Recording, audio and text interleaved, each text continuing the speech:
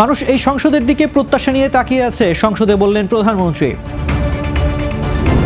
সংসদে রাষ্ট্রপতির ভাষণের প্রতিবাদে বিরোধী দলের ওয়াকআউট।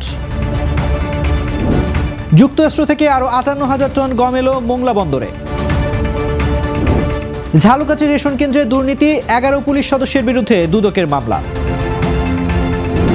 বিশ্ব তেলবাজারে ইতিহাসের সবচেয়ে বড় সরবরাহ সংকট তৈরি হয়েছে। পাকিস্তানকে হোয়াইট ওয়াশের লক্ষ্য বাংলাদেশে। শুভ সন্ধ্যা, স্বাগত জানাচ্ছি বাংলাদেশ প্রতিদিন সংবাদে। সাথে আছি আমি তানজির রহমান। শুনছিলেন এতক্ষণ সংবাদ শিরোনাম, এবারে থাকছে বিস্তারিত সংবাদ। পদ্মা সেতু, মেট্রো রেল এবং এলিভেটেড এক্সপ্রেসওয়ে নির্মাণের গর্বিত অংশীদার বসুন্ধরা সিমেন্ট। প্রধানমন্ত্রী তারেক রহমান বলেছেন, আজকের এই সংসদ বাংলাদেশের জনগণের সংসদ। দেশের মানুষ এই সংসদের দিকে প্রত্যাশা নিয়ে তাকিয়ে আছে। ত্রয়োদশ জাতীয় সংসদে স্পিকারের বক্তব্যের পর শুভেচ্ছা বক্তব্য রাখতে গিয়ে এই কথা বলেন প্রধানমন্ত্রী। তিনি স্পিকারকে উদ্দেশ্য করে বলেন, এই সংসদকে সরকার প্রাণবন্ত করে তুলতে চায়, এক্ষেত্রে স্পিকারের ভূমিকা গুরুত্বপূর্ণ।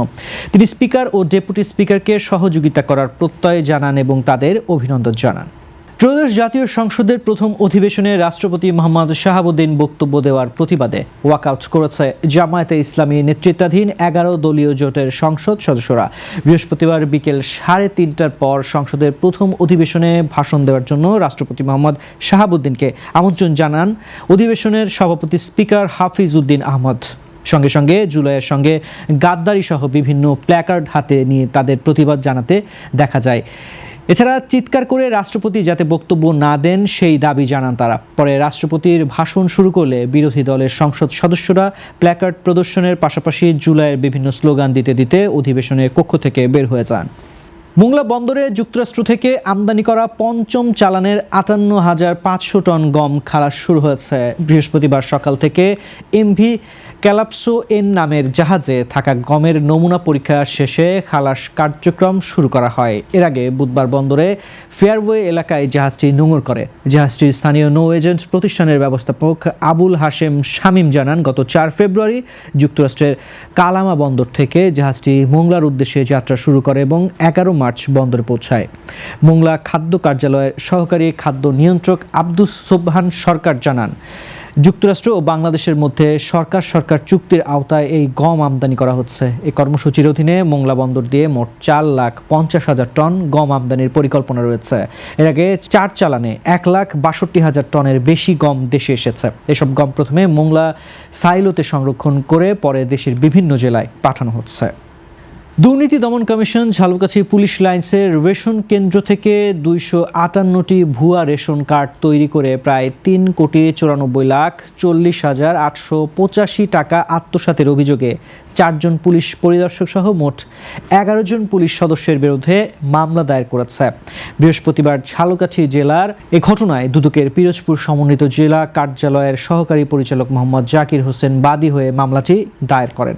মামলার এজাহারে বলা হয়েছে, ২০১৩ সাল থেকে ২০২১ সালের ডিসেম্বর পর্যন্ত বিভিন্ন সময়ে ২৫২টি ভুয়া রেশন কার্ড তৈরি করে রেশন সামগ্রী উত্তোলনের মাধ্যমে বিপুল অর্থ আত্মসাৎ করা হয়।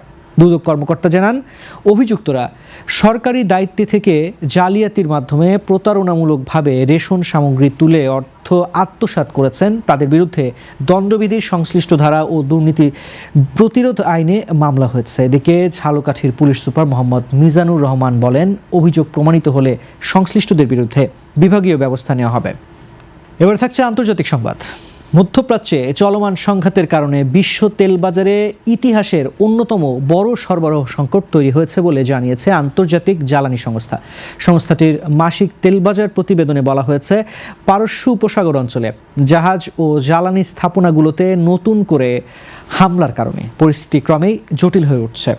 প্রতিবেদন অনুযায়ী বিশ্বের গুরুত্বপূর্ণ তেল পরিবহন পথ হরমুজ প্রণালী দিয়ে অপরিশোধিত তেল ও তেলজাত পণ্যের প্রবাহ এখন প্রায় ফোটার মতো ক্ষীণ হয়ে গেছে। সাধারণ সময়ে এই প্রণালী দিয়ে প্রতিদিন বিশ্বের মোট তেল উৎপাদনের প্রায় 1/5 পরিবাহিত হয়। সংস্থাটি জানিয়েছে, বিকল্প রপ্তানি পথ সীমিত থাকায় উপসাগরীয় দেশগুলোর তেল সংরক্ষণ ট্যাঙ্ক দ্রুত পূর্ণ হয়ে যাচ্ছে। ফলে তারা দৈনিক অন্তত ১ কোটি ব্যারেল তেল উৎপাদন কমিয়ে দিয়েছে। এই অবস্থায় সংস্থাটি সতর্ক করে বলেছে, জাহাজ চলাচল দ্রুত স্বাভাবিক না হলে চলতি মাসে বিশ্বের তেল সরবরাহ দৈনিক প্রায় ৮০ লাখ ব্যারেল পর্যন্ত কমে যেতে পারে। থাকছে এবারে খেলার সংবাদ। ওয়ানডে সিরিজের প্রথম ম্যাচে দাপুটে পারফরমেন্সে পাকিস্তানকে উড়িয়ে দিয়েছে বাংলাদেশ। নাহিদ রানা, তাসকিন আহমেদ ও মেহেদী হাসান মিরাজের তোপের মুখে তাসের ঘরের মতো ভেঙে পড়ে পাকিস্তানের ব্যাটিং লাইন আপ। মাত্র 114 রানে অল আউট হয় তারা। পরে সহজ লক্ষ্য তাড়া করে 15 ওভারেই জয় নিশ্চিত করে টাইগাররা। ফলে 3 ম্যাচের সিরিজে 1-0 ব্যবধানে এগিয়ে যায় বাংলাদেশ।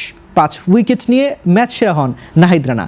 ব্যাট হাতে দ্রুত রান তুলে দলকে জয়ের পথে এগিয়ে নেন তানজিদ হাসান তামিম। এদিকে দ্বিতীয় ম্যাচটি পাকিস্তানের জন্য ডু অর ডাই। সিরিজে টিকে থাকতে জয়ের বিকল্প নেই তাদের। যদিও পরিসংখ্যান বলছে ওয়ানডেতে এখনও অনেক এগিয়ে পাকিস্তান, তবে ঘরের মাঠের কন্ডিশন ও সাম্প্রতিক পারফরমেন্সে আত্মবিশ্বাসী বাংলাদেশ সিরিজ জয়ের দারুণ সুযোগ দেখছে।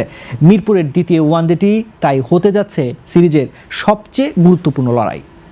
দর্শক, এই ছিল আজকের সংবাদ। সবশেষ খবর জানতে চোখ রাখুন বাংলাদেশ প্রতিদিনের ইউটিউব চ্যানেল ও ফেসবুক পেজে। এতক্ষণ সঙ্গে থাকার জন্য ধন্যবাদ সবাইকে।